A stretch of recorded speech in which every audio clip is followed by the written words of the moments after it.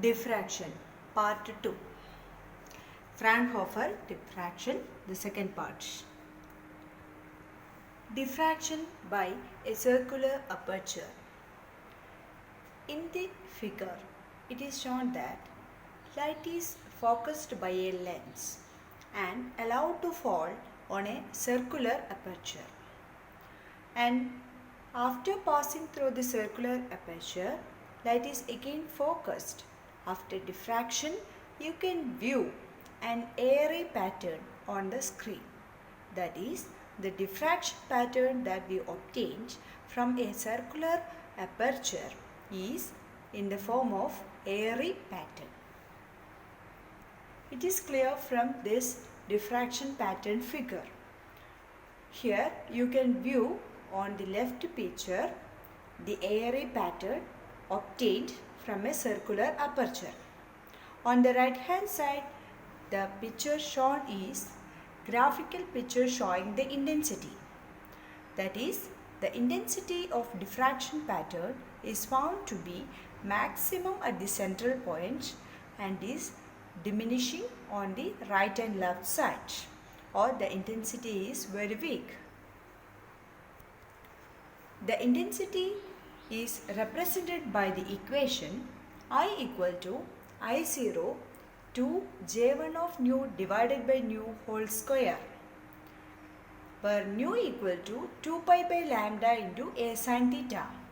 Here a being the radius of the circular aperture, lambda is the wavelength of the light, and theta is the angle of diffraction, and I0 is the intensity at theta equal to 0, that is represents the maximum central intensity.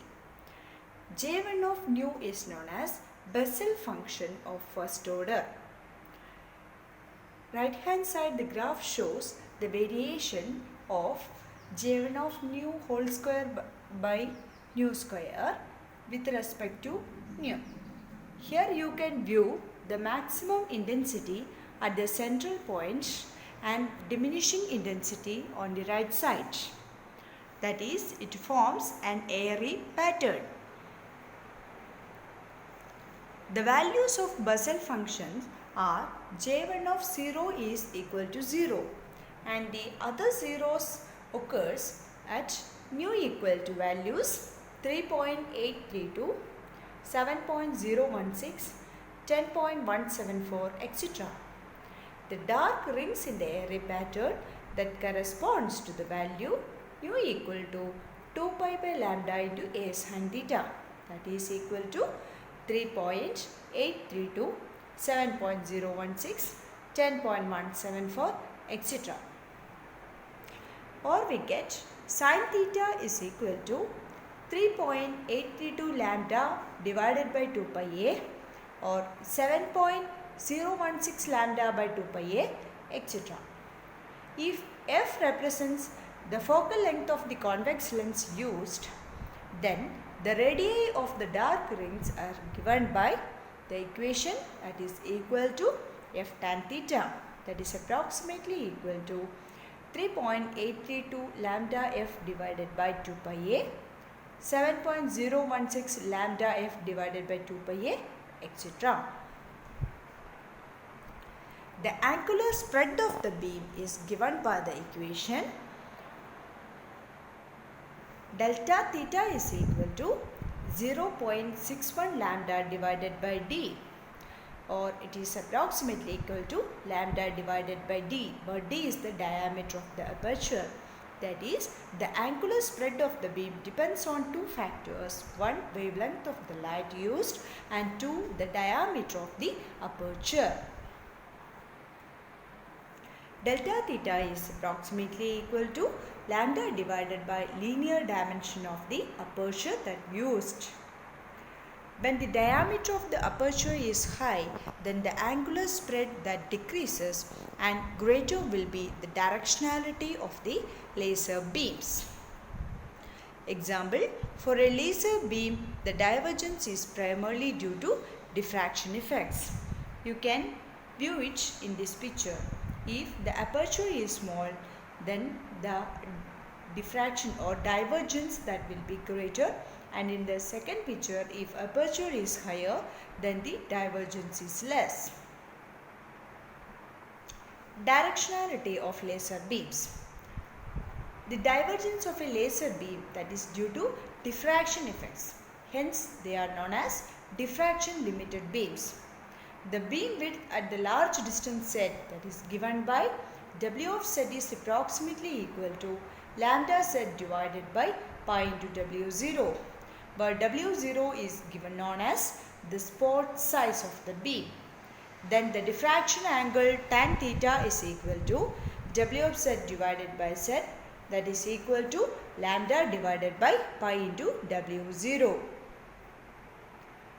If such a diffraction limited beam is allowed to fall on a convex lens, then radius of the focused spot is approximately equal to lambda 0 f divided by a, or area of the spot is given by equal to pi lambda 0 f divided by a whole square.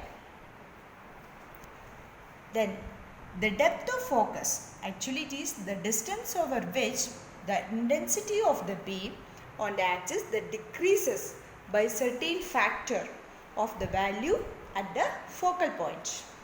Intensity along the axis is given by the equation I equal to I0 sine W by 4 divided by W by 4 whole square, where W is equal to 2 pi by lambda into A by F whole square into Z. Limit of resolution. Actually, resolution is the ability to separate two signals.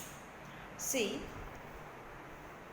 in the picture, you can view light fall on a lens, or light coming from an infinite source that is focused by the help of a lens.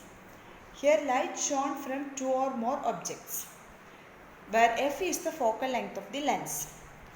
We can view the resultant diffraction pattern on the screen. If it consists of light from more than one circular apertures, you can view different airy patterns. Then, to distinguish airy patterns from different sources, we need a resolution. See, it can be determined with the help of the above equations. That is, in this Fraunhofer diffraction, the radius of the first dark ring, that is given by the equation 1.22 lambda by d into focal length.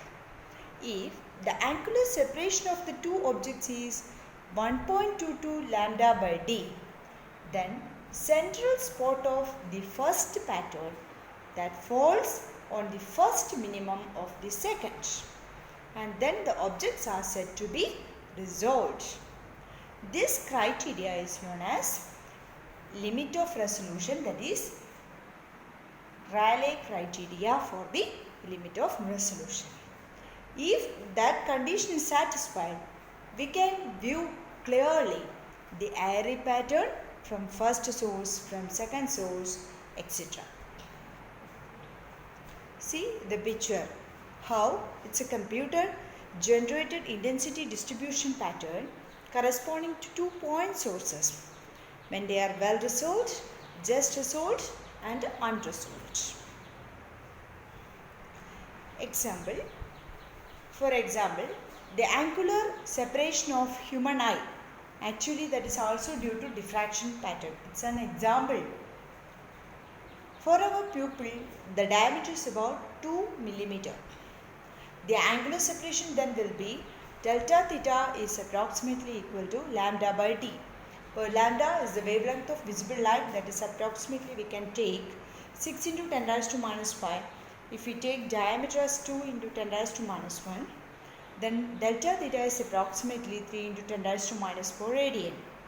That is, at a distance of 20 meter, I should be able to resolve 2 points separated by a distance, that is delta theta into f, that is about 6 millimeter. Similarly, the resolving power of a microscope. For microscope we use convex lens. We can use 2 point sources P and Q.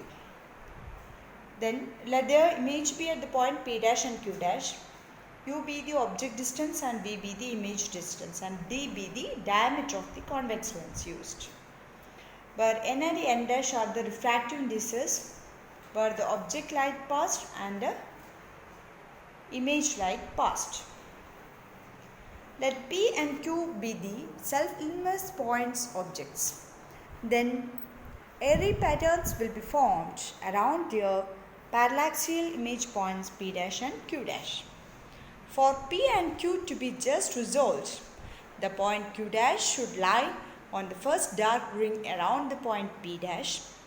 Then sin alpha dash is approximately equal to 1.22 lambda divided by D. That is again equal to 1.22 lambda 0 by n dash into D, where n and n dash represents the refractive indices of the object and image spaces. Lambda 0 and lambda represents the wavelength of light in free space and in the medium of refractive index n dash respectively.